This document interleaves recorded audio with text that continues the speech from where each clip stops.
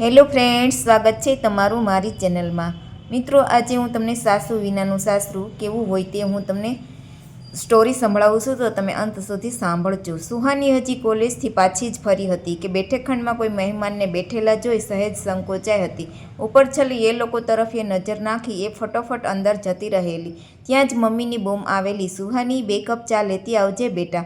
સુહાનીને ગુસ્સો આવી ગયેલો। મમ્મી જુએ છે કે હું હજી કાલ કોલેજથી ચાલી આવી છું અને તોય મને જ ચા બનાવવાનું કહે છે। એ રસોડામાં ગઈ અને ચા મૂકીને ચા લઈને એ બેઠકખંડમાં ગઈ ત્યારે ત્યાં હાજર બધી જ નજરો એના ઉપર જ તકાયેલી હોય એમ એણે નીચી નજરે નોંધ્યું। બેસ બેટા, મમ્મીએ હાથ પકડીને એને બેસાડી દીધી। સરસ, ખૂબ સુંદર। સાચું કહું તો મને મારા કિશન માટે આવી જ રૂપાળી વહુ જોઈતી હતી। એ કેટલો રૂપાળો છે, પછી એની સાથે શોભે એવી તો જોઈએ જ ને, ઘરે આવેલા વડીલ બોલેલા। હવે સુહાનીને ભાન થયું આ લોકો એને જોવા આવ્યા હતા। એણે સહેજ એને નજર કરી હતી કિશન તરફ। એ ખરેખર રૂપાળો હતો। એ લોકો પાછા નીકળી ગયા। છોકરા છોકરી વચ્ચે એકાંતમાં કોઈ વાત ન થઈ। સુહાની એ ઈચ્છતી હતી પણ એની મરજી કોઈએ પૂછી નહીં। લગ્ન માટે સામેથી હા આવેલી અને લગ્ન નક્કી થઈ ગયા। સુહાનીને આ વખતે પણ કોઈએ કંઈ ના પૂછ્યું। એની મમ્મીના મત મુજબ છોકરો રૂપાળો છે, સારું કમાઈ લે છે, ઘરમાં સારા છે, પછી બીજું શું જોઈએ? સુહાની પછી એ નાની બેનનું પણ એમને ઠેકાણું પાડવાનું હતું। સુહાની થોડી આળસુ હતી એની મમ્મીની મતે, એટલે એના માટે જ આ ઘર યોગ્ય હતું। બાપ દીકરો 2 જ જણ હતા, ઘરમાં સાસુનું કોઈ ખટપટ નહીં। આવું સાસરું તો નસીબદારને જ મળે। સાસુ વિનાનું સાસરું। સુહાનીના લગ્ન લેવાઈ ગયા। નવા ઘરમાં આમ તો એ બધી વાતે શાંત હતી, પણ એના સસરા એને ઘણી વખત અકળાવી મૂકતા।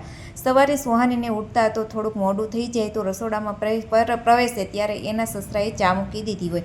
આજે થોડું મોટી થઈ ગયું દીકરા, કંઈ વાંધો નહીં, મને ચા બનાવી લીધી છે ને, કિશનને મોડું ના થવું જોઈએ।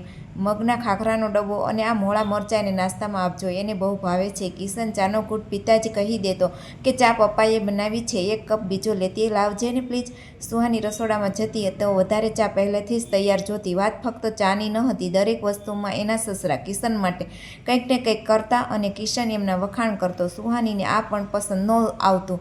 એ લીલા રંગની સાડી પહેરી કિશન સાથે બહાર જવા તૈયાર થતી તો તરત એના સસરા કહેતા, ના ના દીકરા, કિશનને આ રંગ નથી ગમતો, હું કહું કે ગુલાબી રંગની સાડી પહેરી લે, જો ન હોય તો ખરીદી લાવ। ત્યારે સાસુને સાડીઓનો ખૂબ શોખ હતો।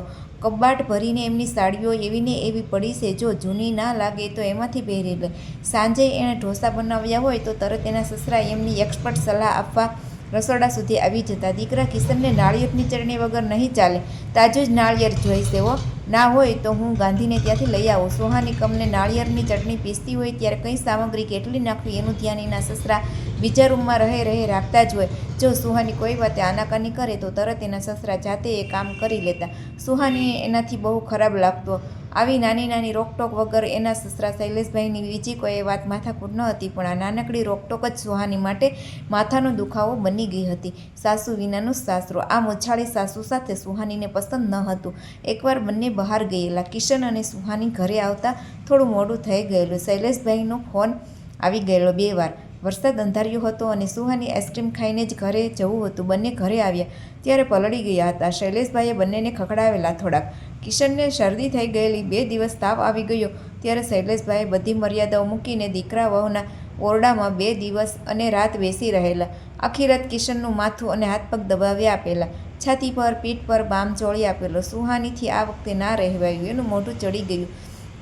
એને થતું હતું કે એને કરવાના કામ એના સસરા જ કરે જાય છે, સાસુ નથી ઘરમાં, પણ અહીં સસરા મૂછાળી સાસુ થઈને બેઠા છે, એનું શું? સુહાનીને લાગતું કે એના સસરાની આટલી મમતાને લીધે જ કિશન અને એના વચ્ચે જે પ્રેમ ખીલવો જોઈએ એ હજી નથી ખીલ્યો। જે નાની નાની દરકાર કરીને એક સ્ત્રીના એના પતિના દિલમાં પોતાનું સ્થાન જમાવતી હોય એ બધું અહીં એની મૂછાળી સાસુ જ કરતી હતી। અંદરને અંદર ઘૂંઘવાયેલી સુહાની આખરે રડી પડી। બહાર હિંચકા પર બેસી સુહાની રડી રહી હતી। એની બાજુમાં જ રહેતા માસી કોઈ દિવસ નહીં ને આજે એમની પાસે આવેલા। સુહાનીએ ફટોફટ આંસુ લૂસી નાખ્યા। આવો ને માસી, કંઈ કામ હતું? ના રે ના, કાંઈ કામ તો નથી, આ તો તને અહીં બેઠેલી જોઈ તો થયું કે લાવ 2 ઘડી વાતો કરતી આવું। કિશનને તાવ છે? સુધા માસીએ ધીરેથી વાત ચાલુ કરી। હા, અમે લોકો થોડા દિવસ પહેલાં પલળેલા એટલે એમને તાવ આવી ગયો। સુહાની દાજમાં જ બોલી ગઈ।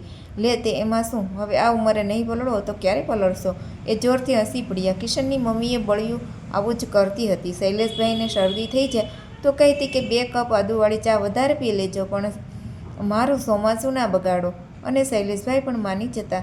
એમનો જે શરદીનો કોઠો કિશનને વારસામાં મળ્યો.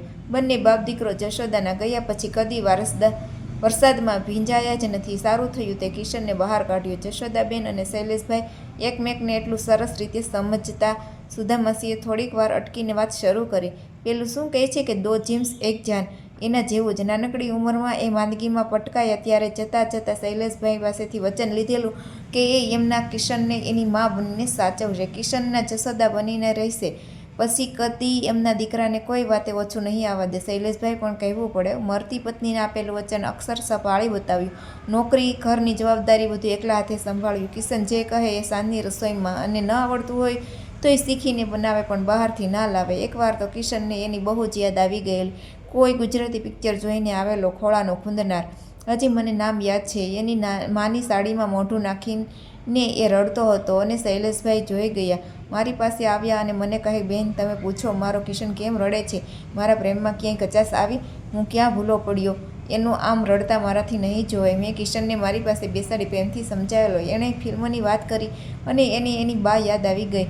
એ પણ જણાવ્યું કે મેં એ બધું એના પપ્પાને કહેલું. કોઈ ચિંતા જેવું નથી. તમે ગમે એટલો સાચવો તો એ છોકરું છે, ક્યારેક એની બા તો યાદ આવી જાય. હા, તમારી વાત બરોબર છે. જશોદાની યાદ આવી જાય. એ હતી જ એવી. હું હવે મારા દીકરાનું વધારે ધ્યાન રાખીશ. આવા માણસો બહુ ઓછા જોવા મળે. સુહાની એમણે એમની આખી જિંદગી દીકરા પાછળ ખર્ચી નાખી. બીજી વાર લગ્ન પણ ના કર્યા. દીકરાનું ધ્યાન રાખવું એક જ એમના જીવનનું લક્ષ્ય છે. મારી પત્નીને વચન આપેલું એ તારા ઉપર પણ એમને અપાર વહાલ છે. તું એમની રોકટોકથી અકળાઈ જાય છે એની એમને ખબર છે, છતાં તારા ઉપર જરીકે ગુસ્સે થયા વગર તને સતત માર્ગદર્શન આપતા રહે છે, જેથી તું મને કિશન સારી રીતે સુખેથી જીવો. આજે તને રડતી જોઈને એમનાથી ના રહેવાય. એમણે જાતે આવીને મને કહ્યું કે હું તારી સાથે વાત કરું, તને એમના લીધે તકલીફ હોય તો કહી દે. એ કોઈ બહાનું કરીને ગામડે રહેવા જતા રહેશે. કિશનને આ વાત ક્યારેય નહીં જણાવતી. એમના મતે એમનો દીકરો ખૂબ જ લાગણીશીલ છે અને જરાય દુઃખ ના પડવું જોઈએ. સુહાની શું બોલે એ ચૂપ હતી. સસરાની ટક એને પરેશાન જરૂર કરતી હતી, પણ એનો એવો મતલબ કે હરગીજ ન હતો કે ઘર છોડીને ગામડે ચાલી જાય. સુહાની ઊભી થઈને ધીરે પગલે અંદર ગઈ. શૈલેષભાઈ સોફામાં બેઠા કપડાની ગડી કરી રહ્યા હતા. બીજો કોઈ દિવસ હોત તો સુહાની આ જોઈને અણગમો થયો હોત. એ પોતે ના કરી લે. શી જરૂર છે એના સસરાને આવા બૈરાના કામ કરવાની? પણ આજે એ એવું ના વિચારી શકી. પપ્પા, મારે તમને કંઈક કહેવું છે. સુહાની ધીરેથી બોલી. બોલને દીકરા. શૈલેષભાઈ સામેથી સોફા પરથી ગડી કરેલા કપડાં ઉઠાવીને સુહાનીને બેસવાની જગ્યા કરી આપી. સુહાની ત્યાં બેઠી થોડી વાર ચૂપ રહી. શૈલેષભાઈના કાન એ શું કહે છે એ સાંભળવા આતુર થઈ રહ્યા. પપ્પા, હું મમ્મી બનવાની છું અને તમે દાદા. મને 3જો મહિનો જાય છે. હું મૂંઝાતી હતી કે આ વાત કોને કહો. કિશનને આ વાત કરતાં પહેલાં પાકી ખાતરી કરી લેવા માગું છું કે મારે ડૉક્ટરને બતાવવા જવું છે કે તમે મારી સાથે આવશો? એકલા જતાં મને ડર લાગે છે. તમે આવશો ને મારી સાથે? સુહાની રડમસ અવાજે બોલી હતી. ચોક્કસ દીકરા, જરૂર આવીશ. આ ખબર આપીને તો તમે મને ફરી યુવાન બનાવી દીધો. જશોદા, તું દાદી બનવાની છે અને હું દાદા. હું મારા વ્યાજને સંભાળીશ, તમે કિશનને સંભાળજો. અને જો કહી દઉં, આજથી તમારા રસોડામાં આટા ફેરા બંધ. હું જેમ કહું તેમ જ તમારે કરવું પડશે. શૈલેષભાઈની આંખોમાં આંસુ હતા અને હોઠો પર સ્મિત. જી પપ્પા. સસરા વહુ બંનેની આંખો વરસી પડી. સુધામાસી હળવેથી એમના ઘરે પાછા જતા રહ્યા. આંખો તો એમની પણ ભીંજાયેલી હતી. તો મિત્રો, તમને આ સ્ટોરી કેવી લાગી તે મને કોમેન્ટ કરીને જરૂરથી કહેજો.